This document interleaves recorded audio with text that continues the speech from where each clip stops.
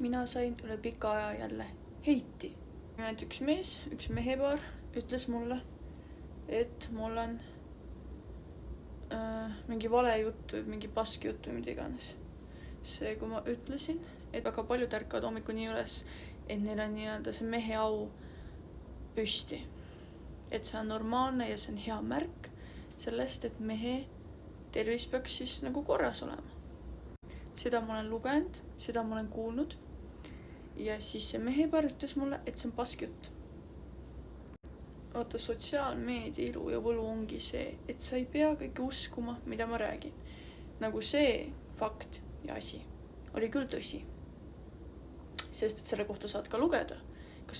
Aga mõned teised asjad te ei tea mitte kunagi, kes räägib sotsiaalmeediast tõtt ja kes valetab.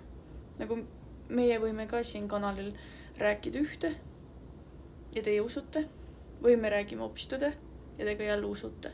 Ja sama on ka teiste sisuloojatega. Et alati ei tasu kõike uskuda, mida te kuulete. Aga kui ma räägin tavaliselt nagu mingisuguseid nagu fakte, mis puudutavad nagu täiskasvanute elu, täiskasvanute asju, siis seal mul ei ole põhjust nagu mingit möla ajada, sellepärast et see ei ole see koht, kus möla ajada. Aga teistes TikTokides võib-olla ma ajan möla, kus te teate.